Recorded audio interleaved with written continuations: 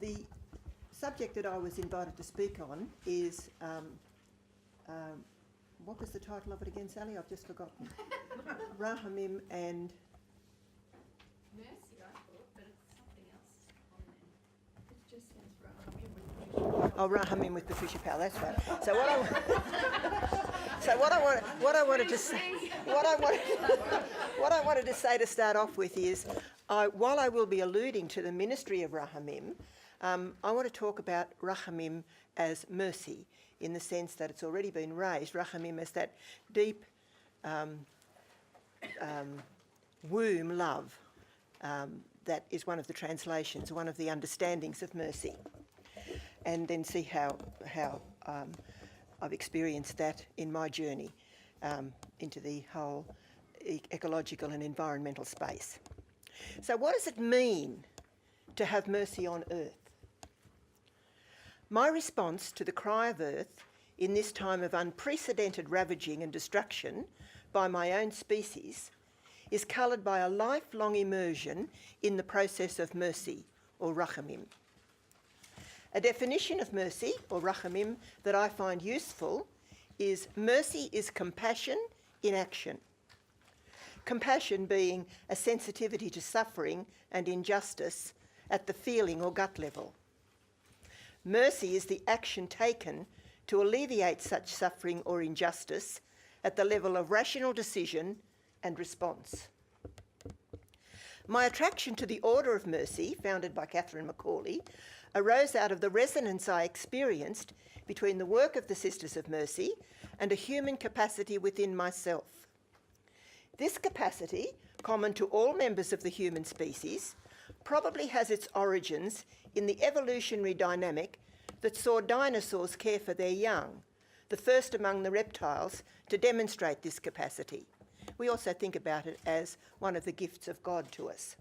But gifts of God come to us in different ways, and I'm certainly not embarrassed to say that I've received a gift through the dinosaurs. Like all useful developments in the evolutionary story, this capacity to care for others, first for offspring, then partners, then other members of the same family, tribe or nation, was carried forward through mammals and primates and is preserved in our own species in complex and sophisticated ways. One of these complex developments is the conversion of care to compassion and mercy, not just for members of our own family, but for others outside the pale. All the great religions affirm compassion and mercy, and lots of the indigenous stories also affirm compassion and mercy. The scriptures common to Jews, Muslims and Christians command that the stranger be welcomed, not shunned. And Jesus extended that command to embrace even the enemy. In these same scriptures, mercy is revealed as God's name.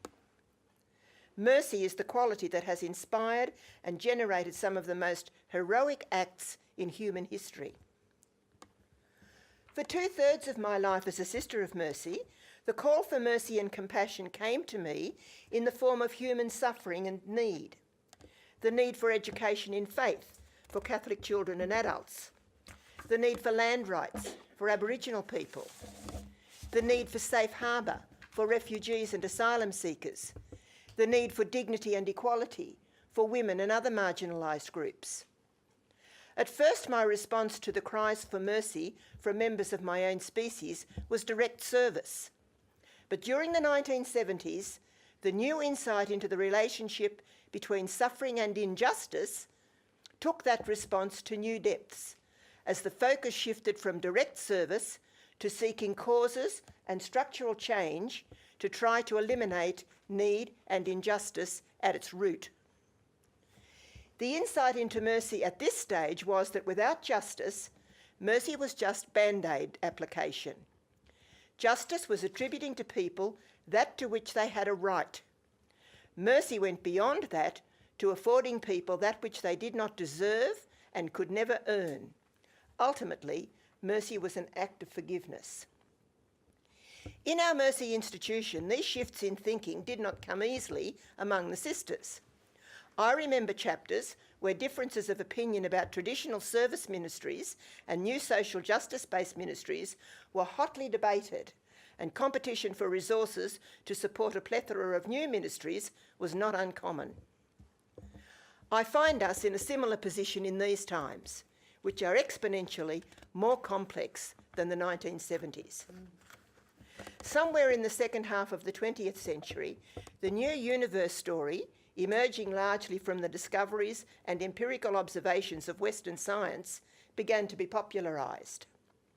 The wonder and beauty of an unfolding universe and an evolutionary planet was made available to us. I was deeply moved to find myself part of a family tree that stretched back to the original flaring forth, or Big Bang, 13.7 billion years ago, and extended across DNA and other connections with animals and plants, and even the chemistry of the stars. But just as this extraordinary insight was breaking into human consciousness for the first time, another awareness was awakening in us. By our beliefs and actions, we humans were in danger of sabotaging the whole cosmic enterprise on Earth.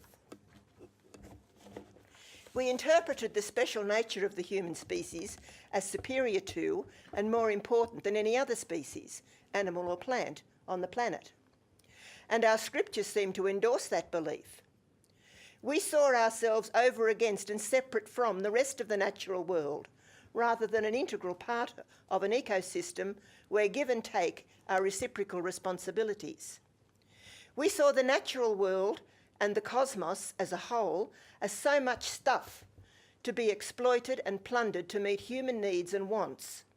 And in our time, we have seen the economy move to the top of our scale of values as a society, where infinite progress and unbridled development have become unrealistic goals for life on a planet with limited resources, where all else must be sacrificed to the demands of an economic rationalism, rather than the economies being made to serve the values we espouse as a community, where the boundaries between ministry and business have become blurred, and where the threat of litigation often outweighs reasonable precautions for health and safety.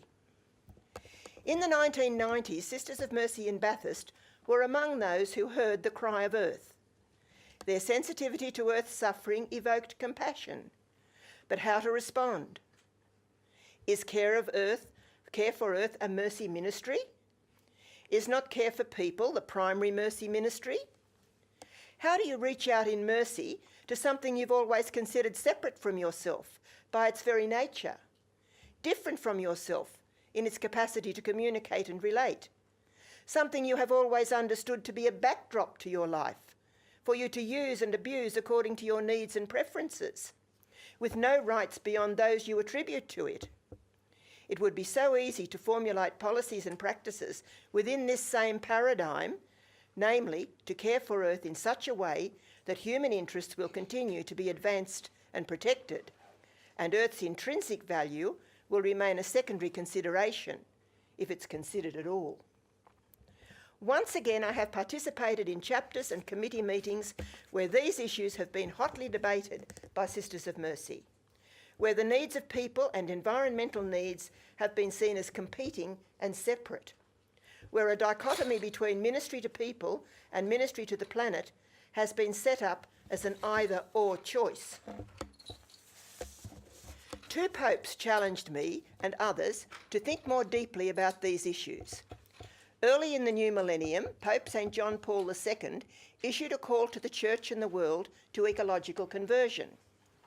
Now, conversion is a deep and all-embracing experience where one does a complete turnaround and heads in another direction, based on some life-changing experience or insight. Some would call this a moment of grace. Conversion changes us at the level of the way we think, the way we feel, the ethical values we espouse, the moral choices and judgments we make, and the decisions and actions we ultimately take. For people of faith, this process takes place in the context of our relationship with God. So ecological conversion implies a change in the way I think, feel, value, judge, and act towards the rest of the natural world. I no longer see myself as separate from or superior to the planetary systems of which I'm an integral part. I have a different God-given role and responsibility from other elements of the systems, but in no way does that role include a licence to create a social system that destroys the very life support systems on which all life depends. The macro life support systems of stable climate, fresh water, healthy soils, flourishing forests and clean air take precedence over an industrial, technological, consumer-driven human social system. The other Pope who challenged my thinking is Pope Francis in his encyclical Laudato Si, in which he identifies the cry of earth and the cry of the poor as one cry. Many of us, as already been said, reflected on this insight last year in the Mercy International reflection process. Harkening back to our insight of the 1970s for the need to seek causes for suffering and injustice, the ratio between the poverty and suffering of people and the degradation of their environment is very high. He further endorses the relevance of mercy as a response to the cry of earth in adding the 8th work of mercy that Carly mentioned to the traditional spiritual and corporal works of mercy, namely, care for our common home. As a spiritual work, he suggests this means gratefully contemplating God's world, and as a corporal work, performing daily gestures that help to build a better world. So I return to my original question. What does it mean to have mercy on the earth? That is the question we've been exploring here through the Ministry of Rahamim for the past 10 years. When the Baptist Mercies heard the call to ecological conversion in the 1990s, the central west of New South Wales was in the grip of drought. This 4.7 hectare property, which included a heritage house, was deemed degraded and depleted biodiversity. Situated on a granite hill, erosion had carried off topsoil and availability of water depended on the town's supply, where tight restrictions applied. Our response was simple: to get to know the needs of our own property and to respond accordingly. We called ourselves a learning community and invited anyone who was interested or who had skills to assist us to be part of that community, a community for all faiths or none.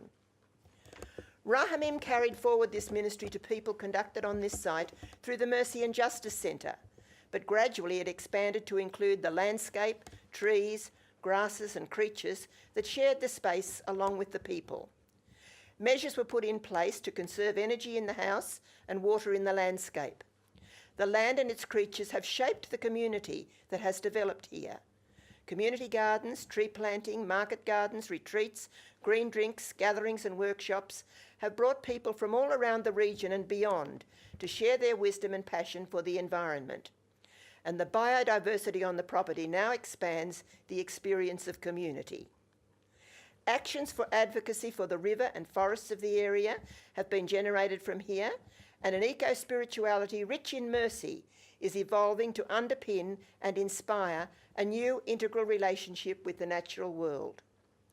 These learnings Rahamim is now invited to share and reciprocate within the whole Institute of the Sisters of Mercy of Australia and Papua New Guinea.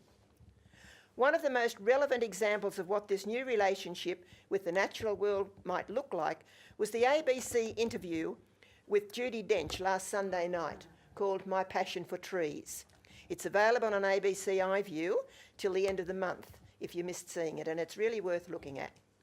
It offers an intimate knowledge of trees in a way that inspires wonder and reverence and affirms the intrinsic value of trees.